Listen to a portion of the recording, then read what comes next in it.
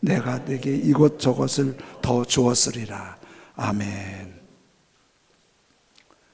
10월 달에는 믿음의 뿌리를 말씀드리는데요, 우리 믿음의 뿌리가 보이지 않는 우리의 믿음의 생활, 삶을 넘어지지 않게 붙잡아주는 믿음의 뿌리가 뭘까요?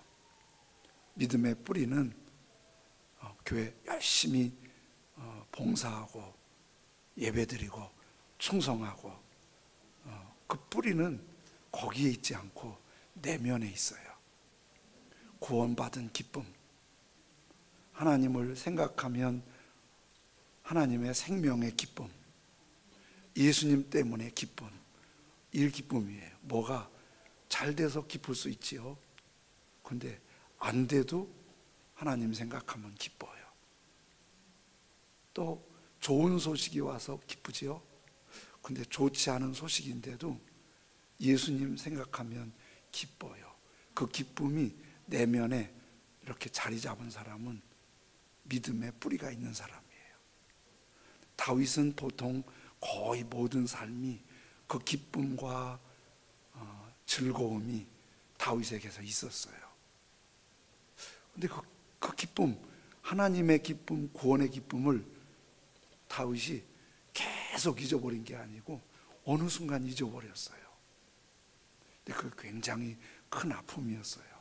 근데 그 잃어버릴 때 왜 잃어버렸냐면, 배경이 한 가지는 자리를 지키지 못했어요.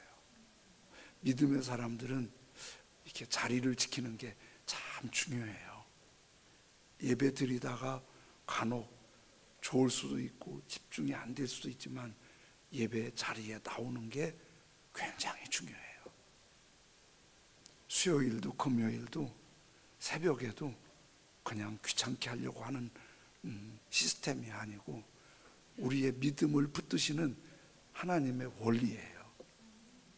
그래서 우리의 믿음의 뿌리가 든든하려면 예배의 자리를 아주 소중하게 가까이 할 때 그 손길이 있는 거예요. 그 다음에 또 한 가지가, 이런 데서 다윗이 큰 충격을 받았어요.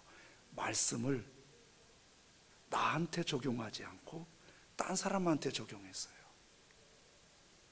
말씀이 되게 다 좋거든요. 성경 말씀 나쁜 게 없다고 그래요. 근데 그 말씀을 다른 사람한테 적용하면 비난하게 되고 속상하게 되고 그래요. 근데 나한테 적용하면 회개가 되고 기쁨이 되고 또 사랑이 돼요. 근데 다윗이 그런 부분이 무너졌어요.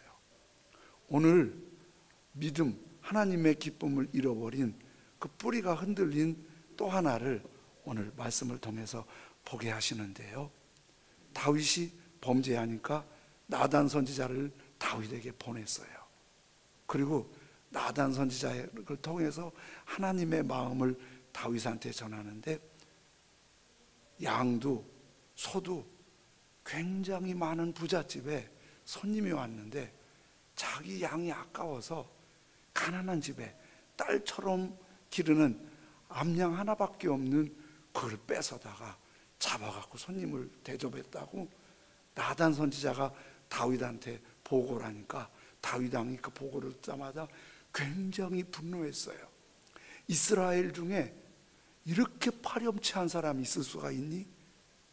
그 사람은 내가 하나님의 살아계심을 두고 맹세하는데 죽여버릴 거고, 그 어려움 당한 사람은 4배나 갚아주겠다고 아주 분노했어요. 그랬더니 나단 선지자가 다윗 왕 보고, 다윗이여, 당신이 그 사람입니다, 그렇게 말해요. 여러분, 다윗이 지금 그 부자, 파렴치한 부자의 분노해서 죽여버리겠다고 그러는데, 하나님의 마음을 갖고 온 나단 선지자는 다윗 왕한테 어떤 느낌으로 말했을까요? 다윗 왕 꼴 좋습니다, 당신 죽을 사람입니다. 지금 누구 얘기하고 있습니까? 이렇게 막 눈을 부라리면서 분노했을까요? 근데 다윗의 분노한 것과 달리 하나님은 분노하지 않으신 것 같아요. 하나님은 오히려 왜 그랬니? 안타깝다. 그렇게 하면 어떻게 하니? 7절 8절 오늘 본문이 그런 걸 말씀해 주세요. 나단이 다윗에게 이르되 당신이 그 사람이라. 그리고 계속 말씀하기를 이스라엘의 하나님 여호와께서 이와 같이 이르시기를 내가 너를 이스라엘 왕으로 기름을 붓기 위하여, 넘겨주세요. 기름 붓기 위하여 너를 사울의 손에서 구원하고 내 주인의 집을 내게 주고 내 주인의 아내들을 내 품에 두고 이스라엘과 유다 족속을 내게 맡겼느니라. 만일 그것이 부족했을 것 같으면 내가 내게 이것저것을 더 주었으리라. 보세요. 하나님 마음이 보여지지요? 너 사울왕이 그렇게 죽이려고 할 때 죽을 곱이 얼마나 넘겼니? 너 네가 재주 있어서 살아난 게 아니고 하나님이 이스라엘 왕 삼으려고 살려주신 거야. 구원해 주신 거야. 너 기억하니?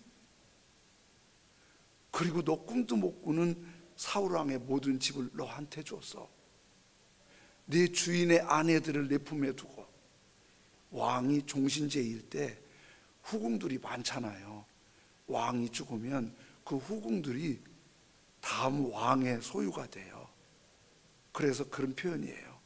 사울왕의 후궁들을 다 내 품에 두고, 그리고 이스라엘 유다 온 통일 인국의 통일 왕국의 백성을 너한테 맡겼어. 그게 혹시 부족했다면 내가 이것저것 더 넉넉히 줬단 말이야. 여기서 하나님은 넉넉히 주셨다고 말씀하시는데 다윗은 뭔가 마음이 좀 욕심이 채워지지 않은 거예요. 그래서 하나님이 넉넉히 주셨고 필요하다면 더 하나님이 알아서 주실 텐데 우리아를 죽이고 우리아의 아내를 범한 것은 넉넉히 줬는데 왜 너 욕심 부리니? 왜 그렇게 하니? 하나님은 우리 모든 우리 예배드리는 저와 여러분들이 가진 것에 차이가 다 있어요. 어떤 분은 좀 넓은 집에 사실 수도 있고 어떤 분은 좀 좁은 집에 사실 수도 있고 또 어떤 분은 여유롭게 활동할 수도 있고 어떤 분은 좀 아쉽게 활동할 수도 있어요. 하나님이 보실 때 많고 적음의 문제가 아니라 그 주어진 그 부분에서 하나님께서 주신 것이고 내가 받았고 받은 것을 받았다고 생각하고 받았다고 말하는 사람이 있는가 하면 받았는데도 받은 줄을 생각하지 못하고 받은 것을 잃어버리고 받은 것이 없다고 생각할 때 그렇게 말하는 사람이 있어요. 감사는 받은 것을 받았다고 생각하고 받았다고 말하고 받았다고 표현하는 게 감사예요. 혹시 내가 불평을 하지 않아도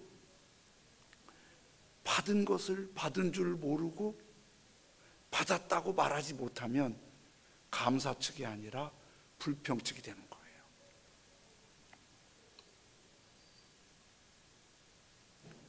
그런데요, 하나님은 참 신기해요.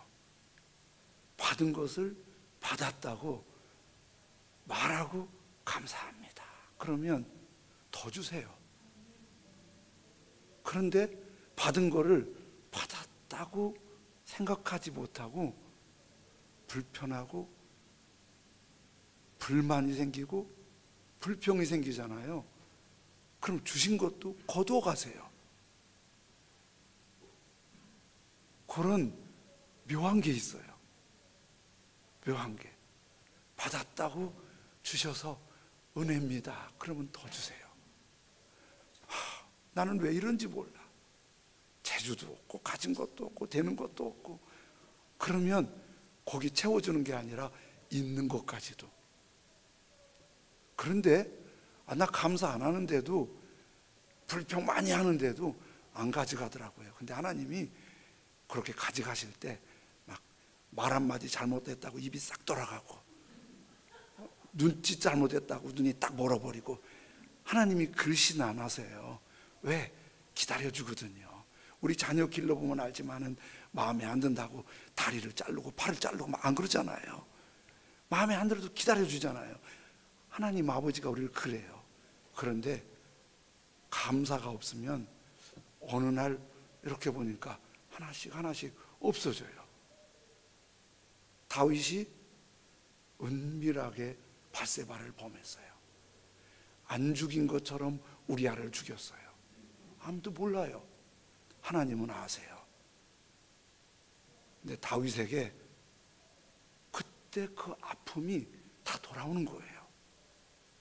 왕자가 공주를 범하고, 그 공주의 오빠가 큰 왕자를 죽여버리고, 그리고 압살롬이 반란을 일으켜서 다윗은 은밀하게 밧세바를 범했는데, 아들 압살롬이 자기 왕권 찬탈을 위해서 다윗 왕의 왕후 10명을 대낮에 보란듯이 나 왕이 됐다고 옥상에서 범했어요. 그래서 신명기 28장 47절 48절, 신명기는 늘 아주 복을 말씀하는 말씀을 생각하잖아요. 사실은 신명기 28장에 아픔이 더 많아요. 41절 48절에서요, 내가 모든 것이 풍족하여도. 이 신명기는 모세가 아직 가나안 땅에 못 들어갔어요. 광야 생활할 때예요. 그런데 다 알았어요. 요단은 강을 건너 가나안 땅에 들어가면 그 땅을 다 정복하게 되고, 그 땅에서 굉장히 풍족하게 살 걸 다 모세는 봤어요. 하나님의 은혜로. 그런데 그때 풍족할 때 기쁨과 즐거운 마음으로 내 하나님 여호와를 섬기지 아니함으로. 우리 진짜 대한민국에 사는 것은 굉장히 풍족한 시대를 살고 있는 거 아시죠? 코로나에 이런 어려움 겪고 있지만요, 훨씬 어려움 겪는 선교지 얘기 들어보면 코로나 중에도 우리는 대단한 혜택을 누리고 사는 거예요. 얼마 전에 정부의 복지 담당하는 그 좀 간부 관리를 만나서 식사를 했어요. 근데 그 관리가 위로부터 혼났대요. 왜 혼났냐면, 좀 찾아다니면서 어려운 사람들 좀 찾아서 도와주지, 그냥 앉아만 있냐고. 지금 공무원들 보고 위에서 압박이, 누가 굶어 죽었다면 공무원들이 혼나요. 왜 그것도 안 알아봤냐고. 이렇게 우리의 형편을 내가 잘 못해도 정부에서 책임져주는 이런 나라가, 미국에 사시는 분들도 얘기하면요, 복지, 의료, 한국을 따라갈 수가 없대요. 이거 왜 이렇게 하셨지요? 기쁨과 즐거운 마음으로 네 하나님 여호와를 섬기라고 했는데 섬기지 아니함으로, 그 다음에 무너지는 걸 이렇게 말씀하세요. 너 섬기지 아니함으로, 감사하고 기쁘게 섬기지 아니함으로 말미암아 내가 추리고 목마르고 헐벗고 모든 것이 부족한 중에서 여호와께서 보내사 너를 치게 하실 적군을 섬기게 될 것이니, 그 적군이 철멍에를 네 목에 메워 마침내 너를 멸할 것이라. 감사해야 되는데, 기뻐하고 즐거워해야 되는데, 하나님 기뻐하시도록 해야 되는데, 너 안 하면 하나씩 하나씩 어느 순간에 이것도 무너지고 저것도 무너지고 이제 대책 없이 무너질 수 있다는 거예요. 그런데요, 감사하면 더 주세요. 감사하면 참 하나님의 손길이, 그래서 감사가 내면의 믿음의 깊은 뿌리예요. 감사가. 예수님께서 사마리아 갈릴리 사이를 지나가시는데 저쪽 멀리서 한 연하문 명이 막 소리 질러요. 누가복음 17장 13절에 예수 선생이여 우리를 불쌍히 여기소서, 예수 선생이여 우리를 불쌍히 여기소서. 예수님과 제자들이 가다가 누군가 하고 봤더니 저쪽에 격리돼 살고 있는 나 환자들이에요. 보통 안 가요. 왜냐하면 우리 김명길 집사님 입원해 계신데 90이 넘으신 분이, 80 넘으신 박순희 권사님이 병간하기 위해서 병원에 계속 같이 계셨대요. 그러면서 잠자리도 불편하고 너무 힘들어요. 나도 이제 하기 힘들어요. 그러면서 어제 퇴원한다고 좋아하시더라고요. 모든 병이 나면 온 가족이 같이 붙어서 막 재산 다 들여서 고치려고 그래요. 그런데 나병만은 딱 걸리면 가족들이 빨리 나가주기를 원해요. 빨리 나가야 되는데 본인도 가족을 위해 나갈 생각을 해요. 감염이 너무 무서우니까. 그건 예나 지금이나 똑같아요. 근데 어떻게 거기 부르는데 가겠어요? 근데 예수님은 저벅저벅 가세요. 그리고 나환자들에게 너희 몸을 가서 제사장에게 보이라. 그 당시는 나병인지 그게 나았는지 진단을 의사가 하지 않고 제사장이었어요. 예수님께서 가서 보여. 이 말은 사인이면 너 나았으니까 가서 체크해봐. 제사장님이 좋은 소식 줄 거야. 너무 기분 좋게 간 거예요. 가다가 정말 나았어요. 손이 나았어요. 얼굴이 나았어요. 너무 좋아갖고 문득 누가 생각났어요. 나병이라는 것 때문에 가족도 떠나고 자녀도 떠나고 부모님도 떠나고 그렇게 한이 맺혔는데 그 보고 싶으면 얼마나 보고 싶겠어요. 다 가족한테 뛰어갔어요. 우리나라에서 상놈 취급받는 사마리아 사람 한 사람만 예수님께 왔어요. 예수님이 10명이 다 낫지 않았니? 9은 어디 갔니? 그런데 이 한 사람만 예수님께 엎드려서 울먹이면서 이 몹쓸 병을 고쳐주셔서 고맙습니다. 그랬더니 예수님께서 17장 19절에 이렇게 말씀하세요. 그에게 이르시되 일어나 가라. 내 믿음이 너를 구원하였느니라 하시더라. 이 말씀에서 뭘 봐요? 9명은 구원이 없었어요. 몸은 나았는데 와서 감사합니다. 나를 고쳐주셔서 감사합니다. 이 사람에게는 몸이 나은 기쁨 위에 영원한 생명 하늘의 기쁨을 주셨어요. 하늘의 기쁨을 주셨어요. 이게 감사하면 내면의 기쁨부터 평안부터 그리고 하나씩 하나씩 감사할 때 기뻐할 때 하나님은 더 주시는 게 하나님의 원리예요. 영의 원리예요. 이거는 다윗도 경험했어요. 여기 나단한테 책망받을 때 이때는 실수한 거지만은 베냐민 지파의 굿이라는 사람이 있었어요. 이 베냐민 지파니까 사울왕이 베냐민 지파잖아요. 아마도 굿이와 사울왕 사이에 친척 관계였던가 봐요. 그러니까 다윗이 유다 지파로 이렇게 권력의 깊은 부분에 들어오면 베냐민 지파의 기득권이 떨어지잖아요. 그래서 다윗을 쫓아내고 싶었나 봐요. 그래서 굿이가 사울왕에 거짓말로 고발했어요. 다윗이 사울왕을 죽이고 자기가 왕이 되려고 한다고. 그러잖아도 사울왕이 다윗에 대해서 마음에 안 들었거든요. 그래서 군대를 풀어서 저 다윗 잡아 죽이라고 그래갖고 막 다윗을 잡으라고 쫓아가는 거예요. 다윗이 막 도망 다니다가 너무 힘들어서 도망 중에 하나님께 기도해요.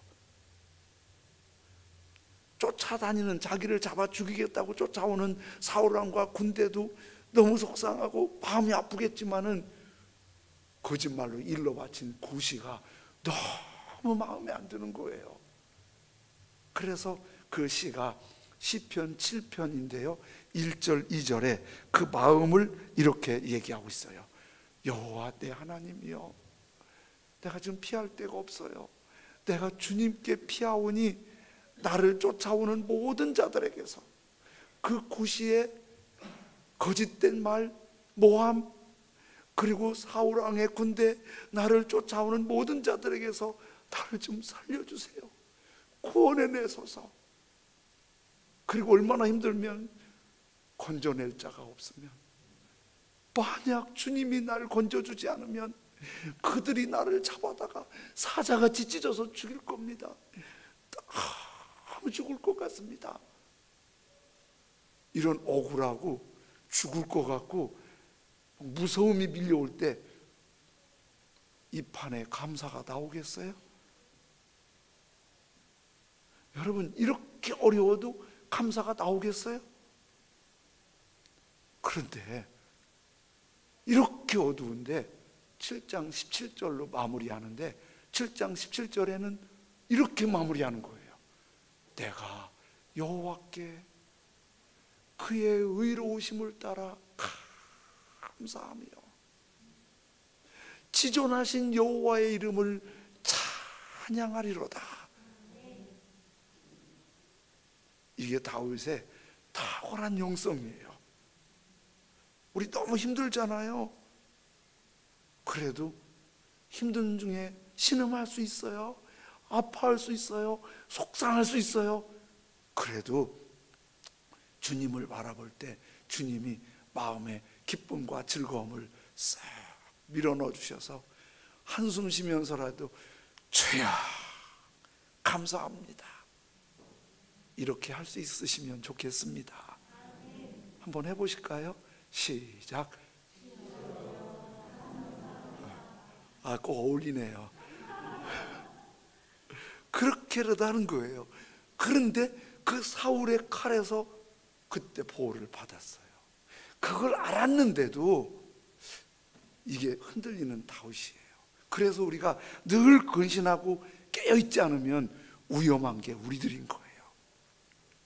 독일 교수가 학생들에게 강의하다가 먼 곳에서 유학 생활하면서 공부하던 일을 얘기한 게 전해와요. 대학교 생활하는데 아주 베스트 프렌드, 절친이 한 사람이 있었어요. 유대인이에요. 꽤 오래전 얘기죠.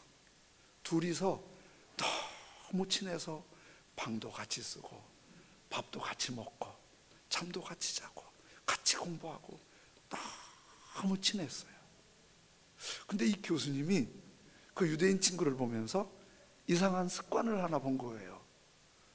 간간히 노래는 아닌데 리듬을 타고 말하고 중얼중얼 하는 거예요. 하루에도 옆에 있으면 몇 번 그 소리를 듣는 거예요. 저게 뭔 소리지? 어느 날 물었어요. 야, 너 노래는 아닌데 가끔 혼자 중얼중얼 하는 게 뭐니? 그랬더니 유대인 친구가 얘기를 하는 거예요. 시편 23편인데 여호와는 나의 목자시니 내가 부족함이 없으리로다.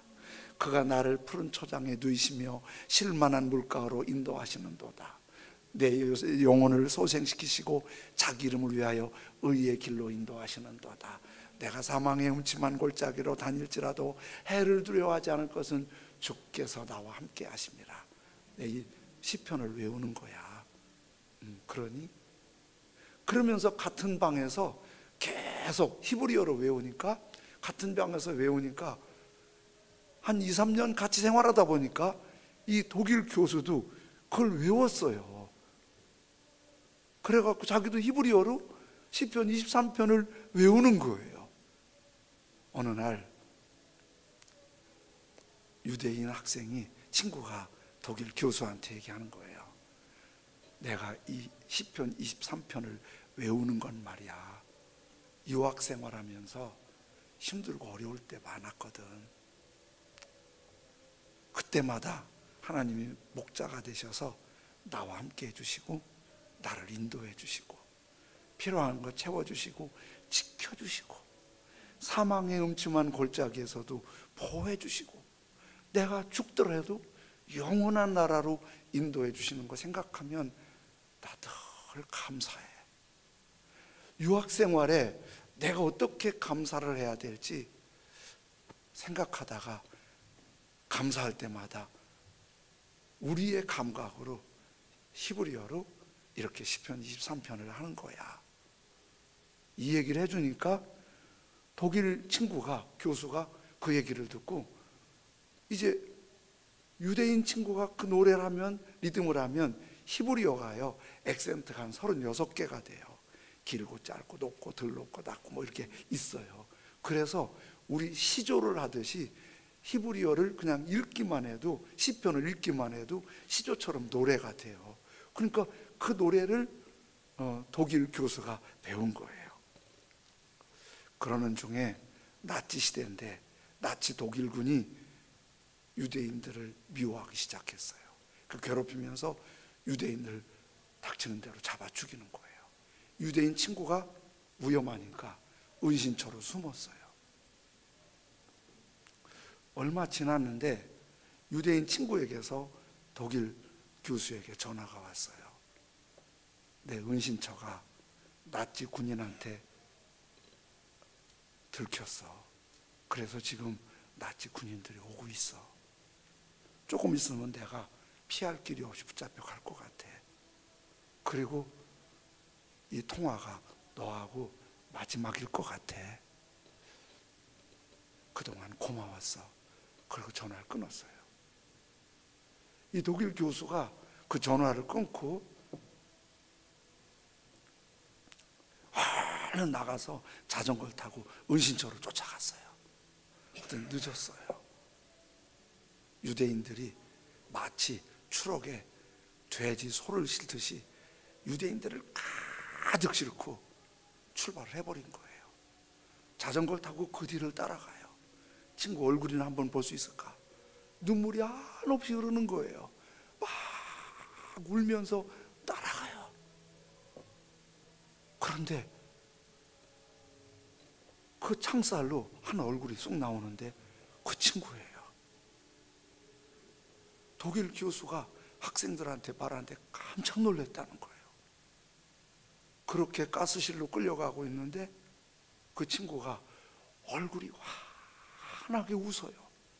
자기를 보고. 근심이 없어요. 걱정도 없어요. 두려움도 없어요. 그냥 같은 방에서 먹고 같이 얘기하고 좋았던 그 시절 그 얼굴이 그대로 있는 거예요.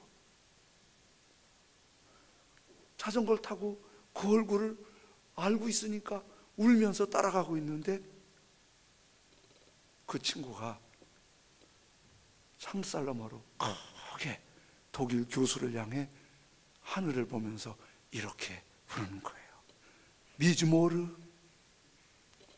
라다비드 아도나이 로이 로 에흐샤르 빈노트 테시 아르비제니 알 메이 메누어트 예나 할레니.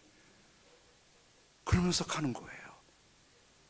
그 소리를 들으면서 가스실로 가고 있는데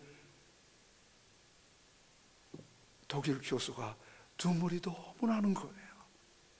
자기도 같이 하고 갔는데 추럭이 코너를 돌 때 독일 교수가 넘어졌어요. 그리고 그게 마지막이라고 학생들한테 얘기를 해요. 전쟁이 계속되면서 나치 독일군의 패색이 점점 깊어지고 연합군이 아주 일어나기 시작해요. 독일의 군인이 이제 부족하니까 이 독일 교수도 나치 독일 군인의 징집받아서 군에 들어갔어요. 그리고 이 독일 교수가 연합군의 포로로 잡혀갔는데 러시아 군인에게 포로로 잡혀갔어요. 러시아 군인들은 독일 포로들을 재판 절차도 받지 않고 상대와 협상도 하지 않고 그냥 총살을 하는 거예요. 막 총이 울릴 때마다 독일 군인들이 비명을 지르고 울부짖고 아우성이에요. 그런데도 멈추지 않고 계속 총은 소리 나고 비명과 아우성은 계속돼요. 이 교수가 차례가 되었어요. 포로로 잡혀가서 총살대 앞에 묶여 있는데, 준비를 하고 있는데 혼자 이렇게 총살대에 묶여 있는데 갑자기 그때 불려간 그 친구가 생각이 나는 거예요. 그리고 가스실로 끌려가면서 불렀던 노래가 생각나는 거예요. 혼자서 눈을 지그시 감고 미즈모르 레다비드 아도나이 로우 에우샤르. 그런데 몇 번 부르다가 갑자기 힘이 나는 거예요. 그래서 큰 소리로 미즈모르 레다비드 아도나이 로우 에우샤르. 근데 깜짝 놀랐어요.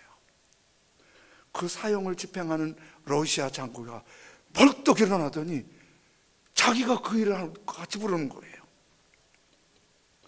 빈노트 대시 아르비제니 엘 메이 메노트 메네 할레니. 그러니까 지금 총살령을 당할 사람하고 사형 집행관 장교하고 그렇게 부르는 거예요. 그러더니 장교가 사형 중지 명령을 내준 거예요. 중지 명령서에 사인하고 이 교수를 풀어주는 거예요. 그러니까 병사들이 왜 이 사람만 풀어주냐고 이 일을 다니까 그때 러시아 장교가 아마 유대인이었던가 봐요. 이렇게 의미 있는 한마디에 모든 게 스톱됐어요. 하나님의 백성은 비록 악마의 제복을 입었어도 하나님의 백성이라고 살아났어요. 그리고 학생들한테 말하는 거예요.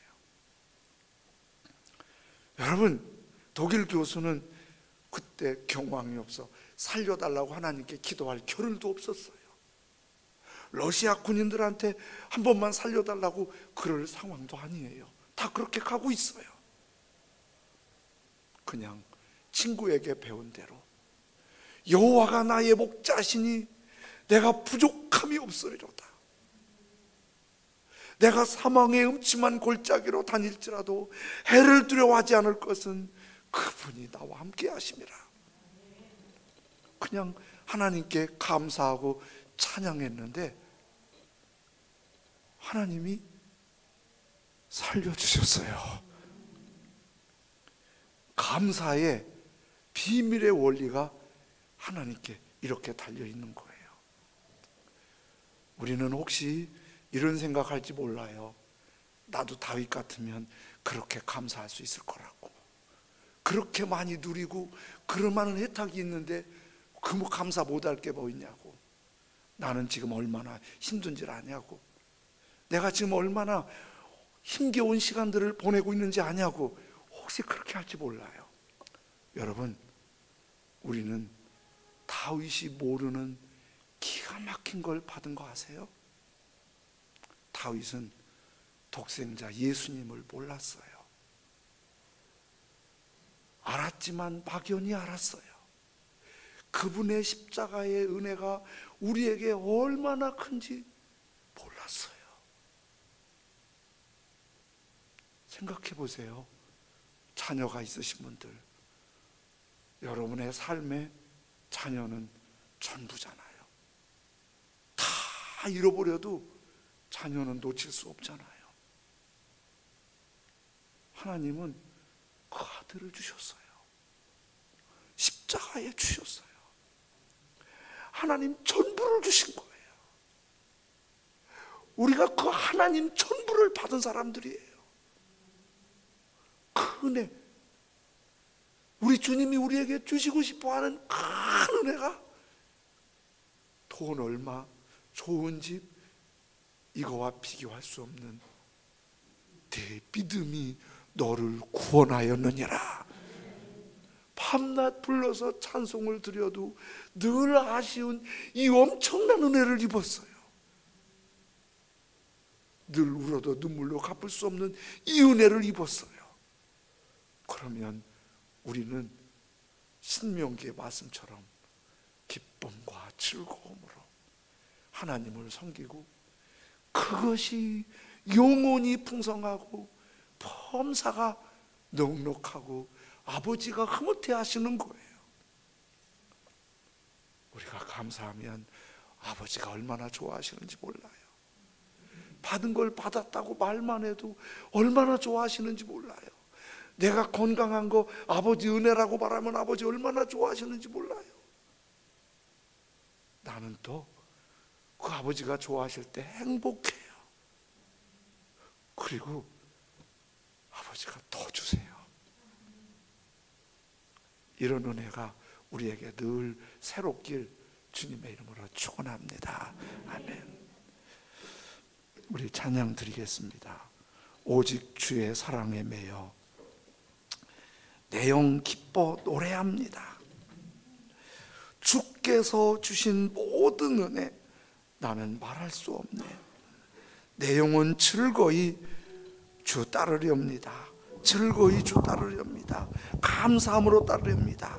주님께 내 삶 드립니다.